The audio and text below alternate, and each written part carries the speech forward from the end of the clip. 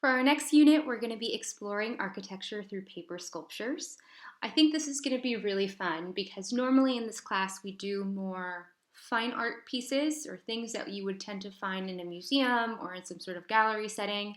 But I think this is going to be a really cool unit because we're making something through a more commercial lens, something that a real person does for their job and gets paid to do, collaborating with other people to build a structure in space.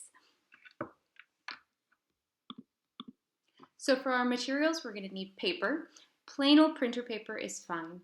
If you have construction paper or cardstock, which would be heavier, that's fine too, but I'm just going to be working with printer paper, and I'm assuming that that's mainly what most of you have access to as well.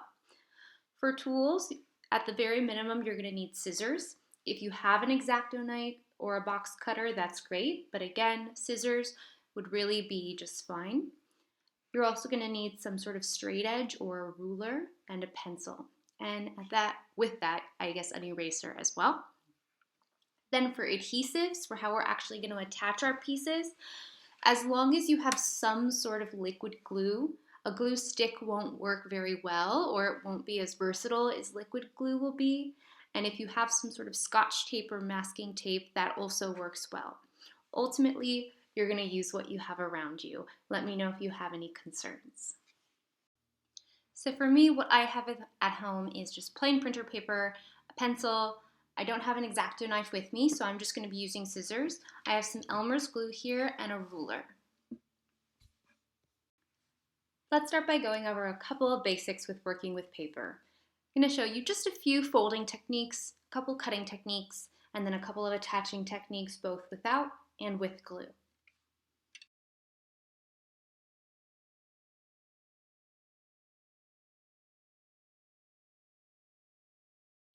As I'm going through these different techniques, go ahead and try them along with me.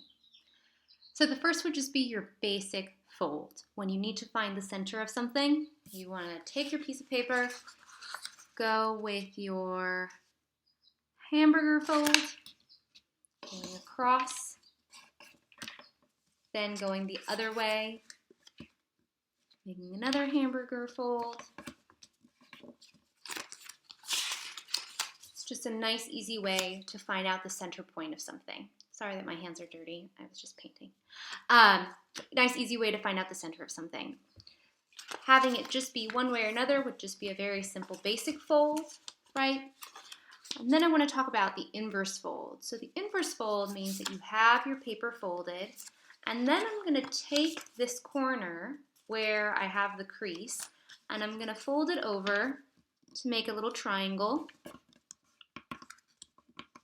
And now when I open it up, I have this little flap that could be bent inside to disappear. So it's almost like a little funnel.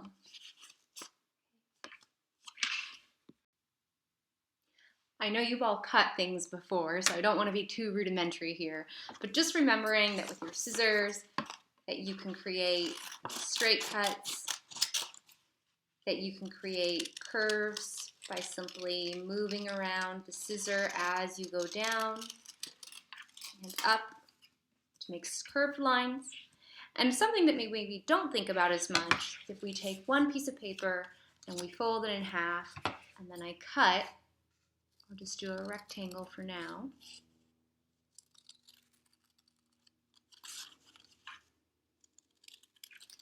Cut a shape inside, we can create some sort of window as well.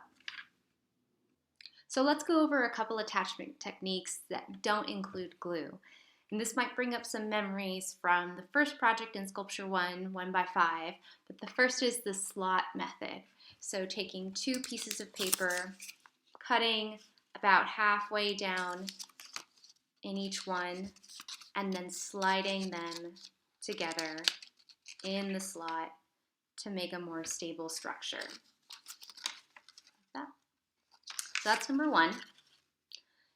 Number two is going to be using an L brace. So for using an L brace, all I'm doing is taking a piece of paper and making, quite literally, an L to be able to attach two separate parts together.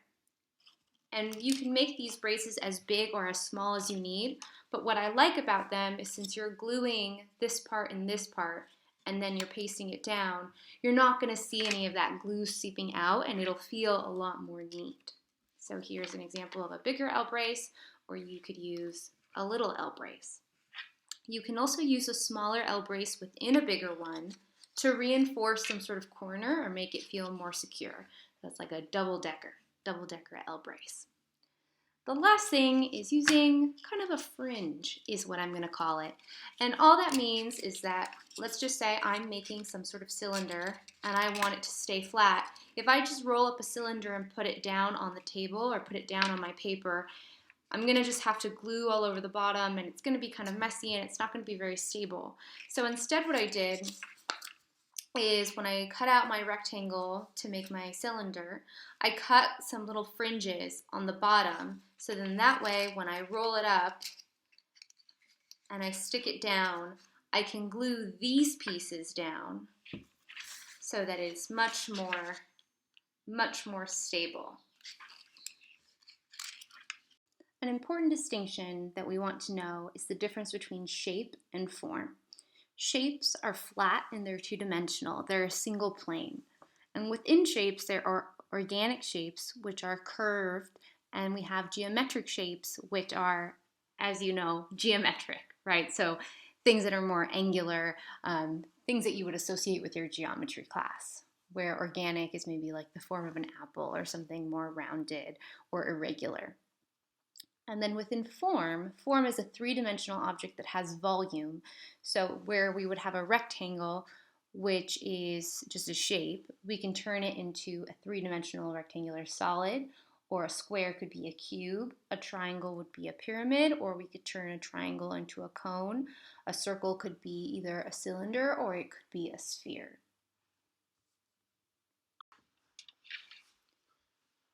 So in this project, we're going to be doing a lot of transformation between shape and form. So let's just practice right away. So let's just say that I have a triangle here and I want to make my shape into a form. So depending on what I want the height to be of my triangle, I could cut a slit of paper like this, and this would be my height, and then I would apply glue here and glue it down. Now I could, if I wanted this corner to be stronger, I could fold where I know my corner is going to be and glue this as one piece. I could also then cut this off, or I could have made this longer to make it go to the other side to make one full strip. Another way I can do it is by using the L bracket. So if I have my triangle here, I can cut a piece that's going to be the height that is also an L shape. And then I can glue down the bottom tab onto my triangle, this way, onto my triangle to make it a bit more secure. So now I have the base and then I have the height, and I would do this to all three sides. When you're working with an organic shape, so if you're working with either some sort of egg shape or circle or even some sort of funky sort of amoeba-like shape, you would follow the same first process. So you would cut out your shape, and then I would cut out a strip that's for the height, and then I would glue it around. So for the rest of the class, I just want you to practice making some three-dimensional shapes. If you get this far, that's fine. You can also practice making tops, right? So I've just made another circle and adding, and now I'm starting to stack as if I were making the foundation for stacking an entire building. So you can do this with triangles, you can practice making some cones, you can make some of your own organic shapes, but just spend the rest of the time getting familiar with working with paper, the way it works, how much glue to use, what the dry time is like, and just feeling overall comfortable with the materials.